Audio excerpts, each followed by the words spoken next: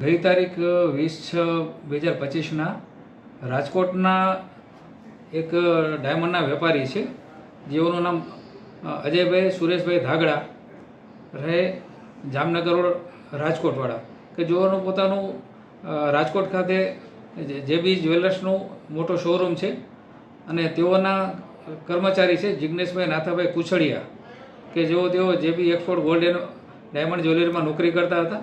ગઈ તારીખ 20/6/2025 રોજ તેઓ સોનું લઈ અને ત્યાં જે આમના શેઠ છે એમના ફ્લેટ ઉપર ગયા હતા બોરીવલી ખાતે. ત્યાંથી તેઓના સહકર્મચારીને ધોકો આપી અને અંદાજે જેઓનું સોનું હતું, જેઓ સેલ્સમેનની નોકરી કરતા હતા, અને અંદાજે કુલ 13 કિલો અને 455 ગ્રામ જેટલું સોનું મુંબઈથી લઈ અને નાસી ગયેલા.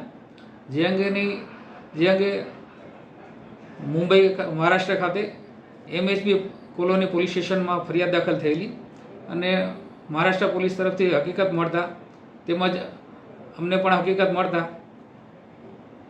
જૂનાગઢ જિલ્લા પોલીસ, કેશોદ પોલીસ તેમજ મહારાષ્ટ્રની MHB કોલોની પોલીસ સ્ટેશનના અધિકારી તેમજ કર્મચારીઓ તેમજ કેશોદ પોલીસનો સ્ટાફને હકીકત મળતા તાત્કાલિક તેઓએ સર્વેલન્સ કર્યું અને સૌપ્રથમ યશજીભાઈ ઓળેદરા ને પાસેથી 1 કિલો શરૂઆતમાં સોનું કબજે કરેલું અને ત્યારબાદ મુખ્ય આરોપી કે જે નાથાભાઈ હરદાસભાઈ કુછડિયા, કે જેઓ પાસે બાકીનું સોનું હોવાની હકીકત મળેલી. ત્રણેય પોલીસની ટીમોએ એકદમ સાથે મદદગારી એકદમ સંકલન કરી અને કુલ 13 કિલો અને 455 ગ્રામનું 100% સોનું, જેમાં દાગીના તેમજ ગંઠા પણ મળી આવેલા, તે કુલ તમામની કિંમત 13,34,62,327 રૂપિયાનો કુલ 100% મુદ્દામાલ રિકવર કરી અને MHB પોલીસ સ્ટેશન મહારાષ્ટ્રને સોંપી આપેલો છે. આ ગુનાના કામમાં આરોપી જિગ્નેશ નાથાભાઈ કુછડિયા, યશજીભાઈ ઓળેદરા, નાથાભાઈ હરદાસભાઈ કુછડિયા ત્રણેયની મુંબઈ પોલીસે ધરપકડ કરી અને આગળની કાર્યવાહી હાથ ધરેલી છે. અને અગાઉ નાથાભાઈ હરદાસભાઈ કુછડિયા અગાઉ મર્ડરમાં તેમજ દારૂના ગુનામાં પણ પકડાયેલા છે.